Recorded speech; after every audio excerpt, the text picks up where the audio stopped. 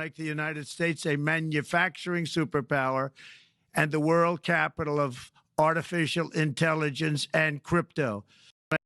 Isto foi o que foi dito por Donald Trump ontem em Davos. E foi dito muito mais coisas no dia de ontem. Portanto, ontem foi um dia claramente histórico para o mundo das criptomoedas. E, meus amigos, temos que nos debruçar a fundo sobre o que é que aconteceu e por que raio é que o Bitcoin ainda não disparou com tudo aquilo que aconteceu. Portanto, não percam, fiquem até ao final que vai valer muito a pena.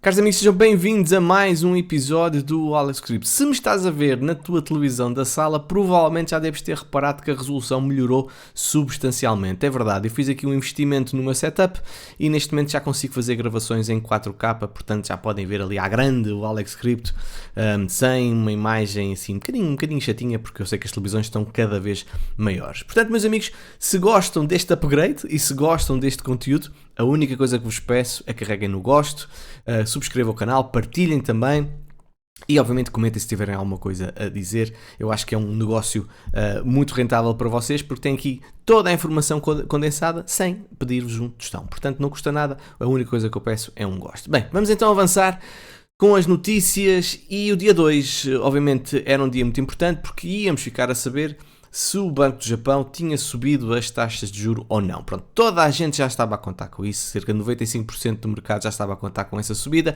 e foi exatamente isso que aconteceu. Portanto, o Banco do Japão elevou as taxas de juros para o nível mais alto em 17 anos, portanto passou do 0,25 para 0,5. A diferença relativamente àquilo que aconteceu da outra vez é que da outra vez ninguém estava à espera que isso acontecesse, porque muita gente ia buscar dinheiro ao Japão que tinha uma taxa, digamos assim, de zero, portanto era dinheiro gratuito, e depois metia esse dinheiro onde quisesse com outras taxas de juros, portanto era basicamente uma rentabilidade gratuita, sem ainda por cima terem que meter dinheiro deles próprios. Portanto, neste momento essas coisas estão a mudar e o mercado na altura caiu com muita força porque não estavam à espera disso, mas neste momento já toda a gente estava à espera disso e a previsão é que as taxas de juros vão continuar a aumentar no Japão para cerca de 1%. Portanto, eu acho que agora já limpámos um bocadinho esta nuvem que estava aqui por cima de nós relativamente ao BOJ, portanto agora espero que daqui para a frente as coisas melhorem um bocadinho para o mercado das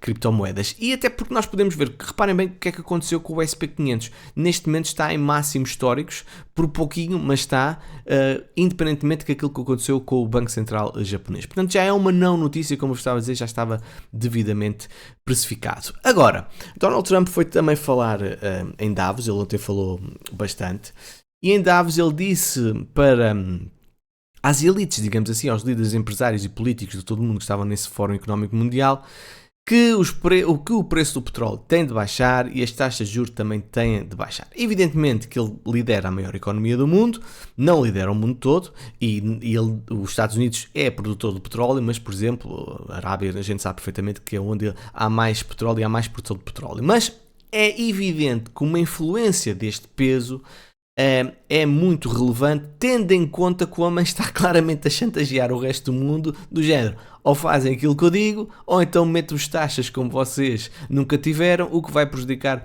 a vossa economia. Portanto, aquilo que o Donald Trump diz, efetivamente, é importante. Aliás, ele ontem disse, quando os preços de energia caírem, que a inflação vai cair e as taxas de juros vão cair automaticamente. E diz mesmo que exige uma ação forte do FED para reduzir as taxas no momento certo. Mas agora reparem bem a forma como ele o disse. That's going to knock out a lot of the inflation. That's going to automatically bring the interest rates down. Are you worried that there's too much? You said that you would demand. Are you worried that there's too much going on at once if you're trying to bring interest rates down, get the economy back No, going? it just works that way. I mean, it's just economically works that way. When the oil comes down, it'll bring down prices. Then you won't have inflation, and then the interest rates will come down. You said that you would demand that the interest rates come down. Well, I would. Do you expect I would the put Fed? in a strong statement. Do you expect the Fed to listen to you? Yeah. Are you going to talk to Powell about this? Yeah. Esta parte achei piada. Agora, o que Donald Trump diz relativamente a baixar o preço da energia, nomeadamente estamos a falar aqui, provavelmente do petróleo, não é certo?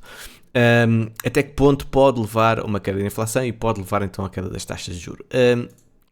eu acho que não é bem assim, certo? Nós podemos ver que poderá haver uma ligação, teoricamente faz sentido o que ele está a dizer, mas se nós olharmos para os dados, por exemplo, nos últimos 20 anos, nós podemos ver aqui, este gráfico é o gráfico do petróleo, e aqui em baixo temos a taxa de juros do Fed. E nós podemos ver que há aqui de facto uma coincidência no ano 2000, em que o petróleo caiu e as taxas de juros caíram, mas por exemplo em 2007 nós vimos que as taxas de juros começaram a cair e o petróleo estava a subir. Em 2019 nós podemos ver que também houve uma queda com as taxas de juros e com o preço do petróleo, e neste momento as taxas de juros já começaram a cair e o preço do petróleo está praticamente, que teve uma ligeira queda, mas nada extraordinário. Pronto, há uma ligação, faz sentido o que ele está a dizer, e na maioria dos casos é isso que pode acontecer, mas como eu vos disse há pouco, não depende apenas dele, porque como nós sabemos que há muitos interesses nisto do petróleo. E também o petróleo muito, muito barato é algo que seguramente não vai agradar a quem é exportador de petróleo.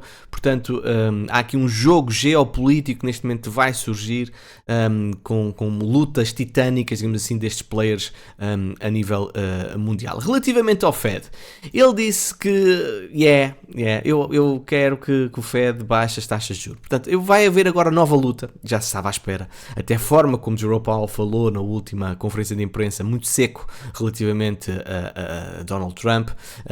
Agora, nós vamos ter então uma reunião do FOMC no dia 28 a 29 de janeiro, portanto no final do mês, e vamos muita expectativa relativamente àquilo que vai ser dito por Jerome Powell, porque claramente o Donald Trump colocou o Jerome Powell em xeque, digamos assim. Pá, eu quero que tu baixes as taxas de juros. Agora vamos ver, a bola está neste momento de Jerome Powell, vamos ver qual é que vai ser a resposta de Jerome Powell, se vai ser mais azeda, se vai ser mais política, se vai ser mais diplomática ou não, ou se vai entrar em confronto direto com o presidente americano, e depois vamos ver qual é que vai ser a resposta do presidente americano. Portanto, está aqui uma novela que neste momento está a surgir, e por causa é que vocês devem seguir este canal, porque é isso que eu vos trago, este conteúdo macro que é muito importante para percebermos com onde é que poderá estar aí no mercado. E já carregaste no gosto? Se não carregaste, devias carregar, não sei o que é que estás à espera. Pronto. Bem, agora, relativamente a promessas de Donald Trump. A primeira promessa, aquela do dia 1, era a libertação do Sr. Ross Ulbricht. Pronto, de facto, isso aconteceu. Ross Ulbricht foi libertado. Fez um vídeo muito sensibilizado relativamente à sua situação. Pronto, isto é 1 minuto e tal, não vamos estar aqui a ouvir, mas pronto, evidentemente que eu acho que isto é muito relevante para qualquer pessoa. Reparem bem, ele aos 26 anos lançou um site, que era o tal site Silk Road, que supostamente dava validade a Bitcoin, ou seja, era o local onde as pessoas compravam coisas com Bitcoin.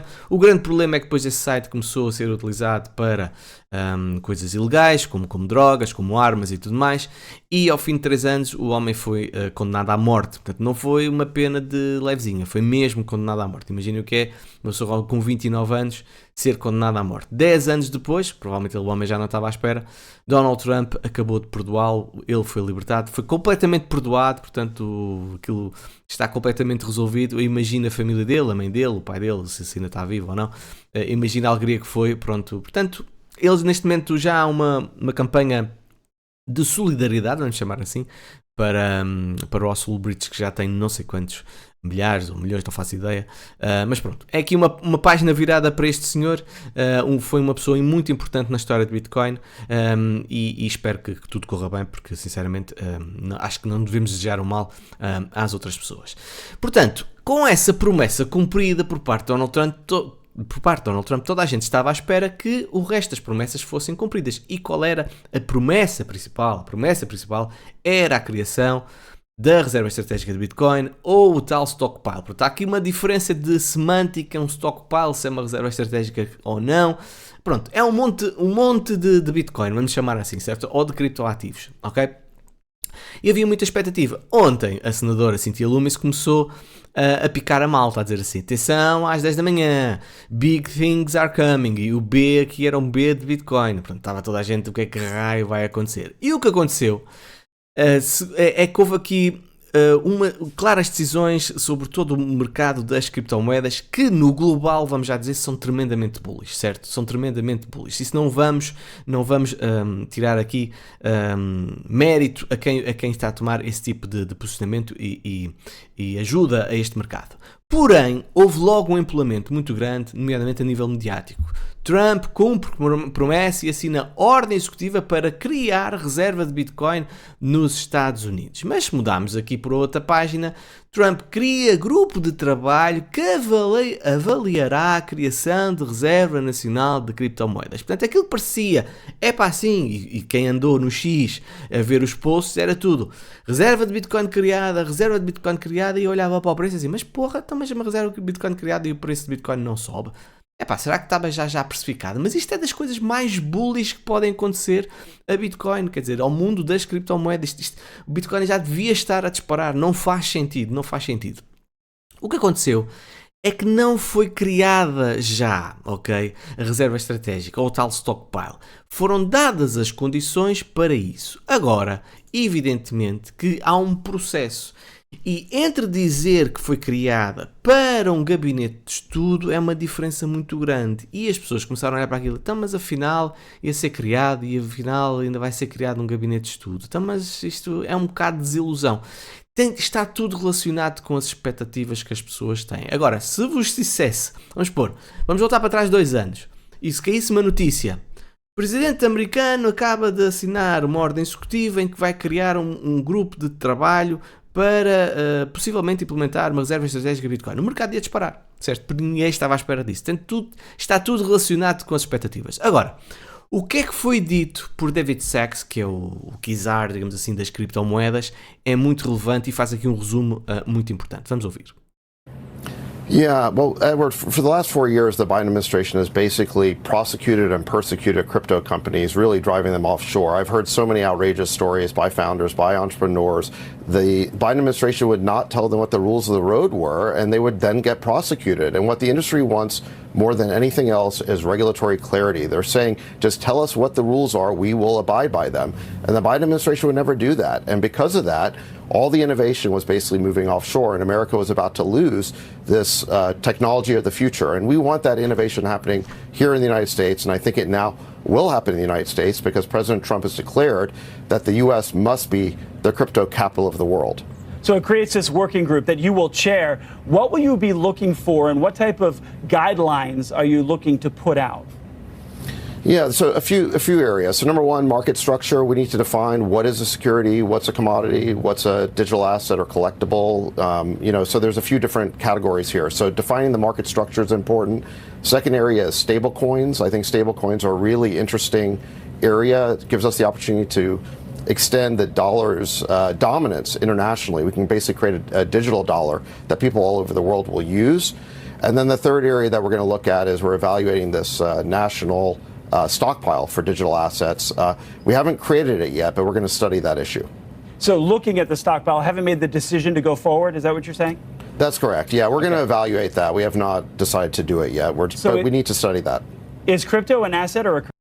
Portanto, ele é muito claro. Não criámos, nós vamos estudar relativamente aqui ao stockpile. Mas pronto, resumindo aqui o que disse o David Sacks, claramente os Estados Unidos vão caminhar para uma clareza regulatória que vai ser muito importante para toda a gente. Também as stablecoins, eles vão estar muito nas stablecoins.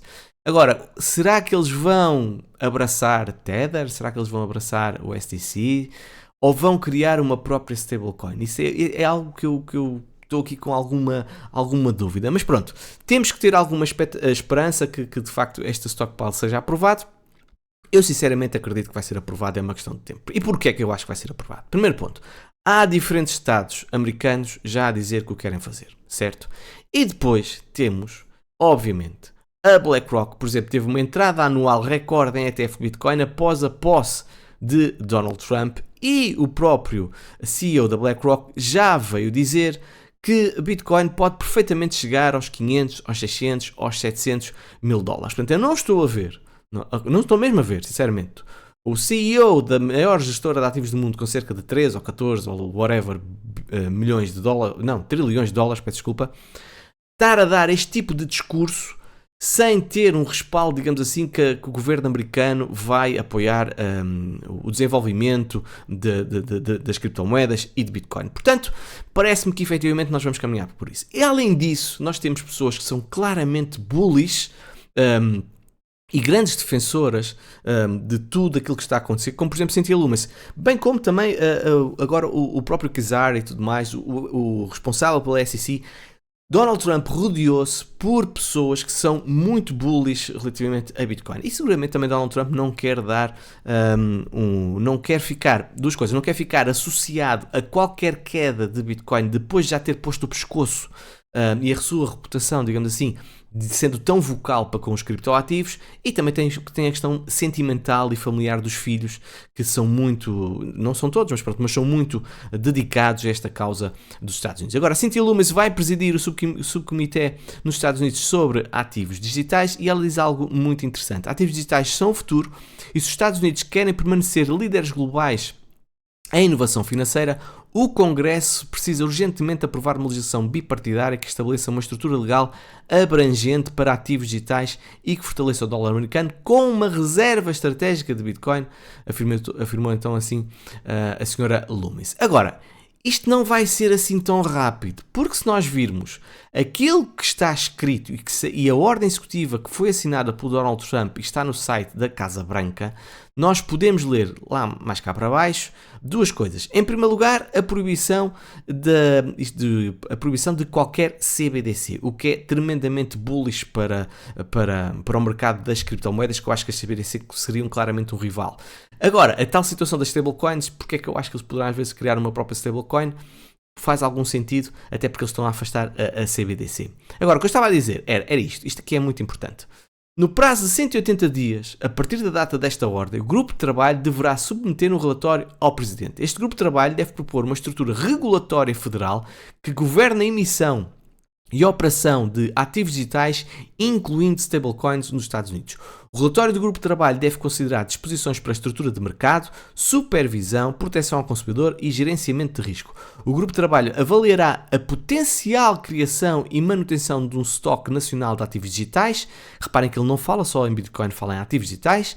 E proporá critérios para estabelecer tal estoque, potencialmente derivado de criptomoedas legalmente apreendidas pelo Governo Federal por meio dos seus esforços de aplicação da lei. Ou seja, o que aqui está a dizer é que provavelmente vai ser criado então o tal stockpile em primeiro lugar com as criptomoedas que foram legalmente apreendidas. Não se está a falar na aquisição de novas criptomoedas. Isto vai demorar 3 meses. Pode demorar 3 meses a surgir este relatório. Depois deste relatório surgir, Donald Trump tem que aprovar. E depois de Donald Trump aprovar, nós temos então o Congresso que ainda vai ter que aprovar e vamos ver se é aprovado. Em princípio, julgo que sim. Portanto, isto ainda vai demorar. Agora também vos digo, até que ponto Bitcoin está nos $105.000, certo? Até que ponto os Estados Unidos, depois de estarem a tomar esta iniciativa, com tudo aquilo que está a acontecer à volta, com toda a adoção que o Bitcoin está a ter, até que ponto Bitcoin não vai adquirir nenhuma Bitcoin? Acho muito pouco provável. Pode não ser agora nos próximos meses, mas acho que vai ser criado um plano a prazo para a aquisição de Bitcoin. É a minha convicção, sinceramente, de toda a análise que ando aqui a fazer.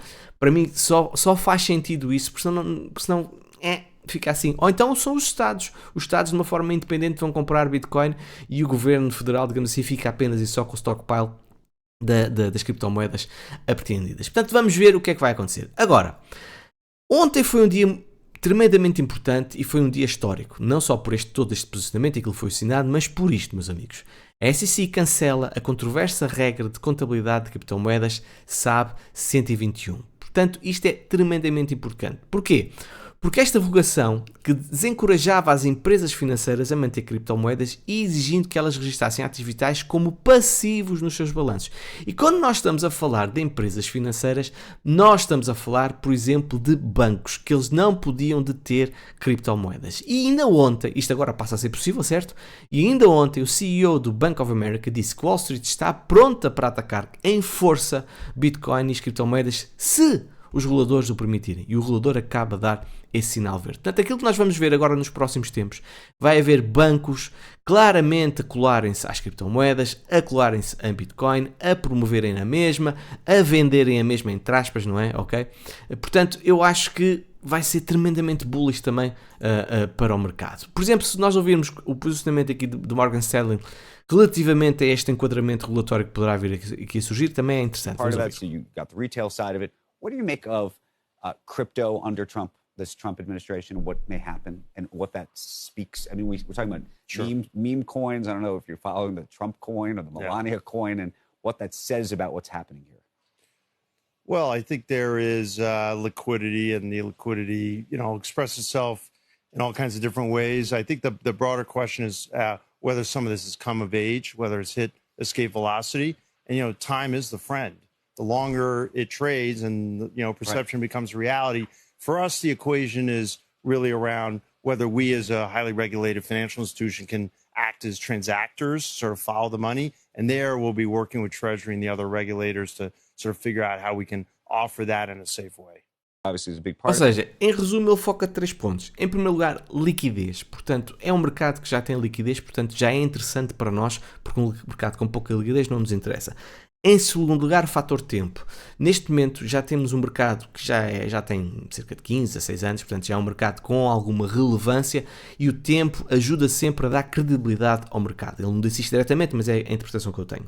E depois, nós queremos saber até que ponto podemos ser podemos ser um interveniente de transações, um intermediário neste mercado e precisamos então de uma clareza regulatória. Basicamente é isto que os bancos estão a contar que vai acontecer com esta nova política americana e é por causa que também vai ajudar bastante o mercado. Relativamente ao preço de Bitcoin.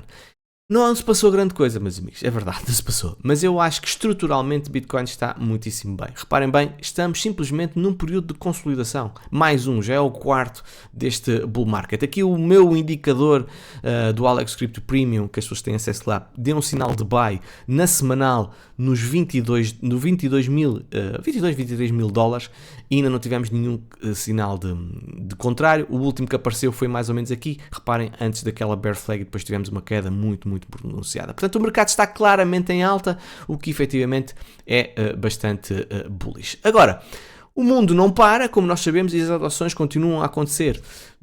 North Dakota propõe um projeto de lei para regulamentar caixas eletrónicas de Bitcoin, incluindo limites de retirada, tetos de taxa e avisos obrigatórios de fraude. Vai ser cada vez mais comum nós vermos Bitcoin aí na rua, que as pessoas estão, onde as pessoas fazem os próprios levantamentos de dinheiro. Agora, toda a gente está a contar, toda a gente está à espera de quando é que nós temos uma alt-season, certo?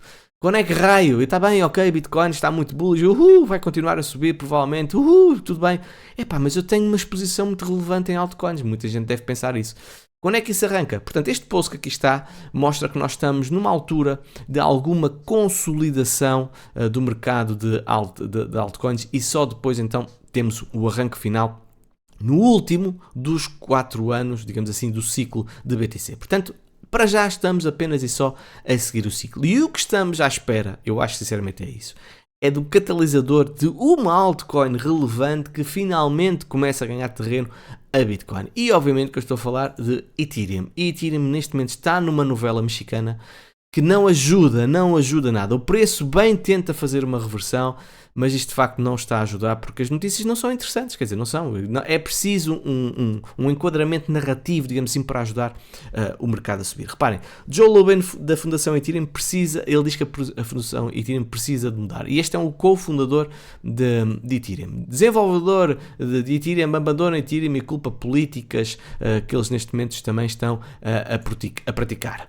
O próprio Vitalik anda tão irritado com isto tudo, com estas críticas que estão a ser feitas já à fundação de Ethereum, que neste momento também já começa a disparatar. Ele diz: a pessoa que decide a nova equipa de liderança de Ethereum Foundation sou eu. Um dos objetivos da reforma em andamento é dar à Ethereum Foundation uma diretoria adequada, mas até que isso aconteça sou eu.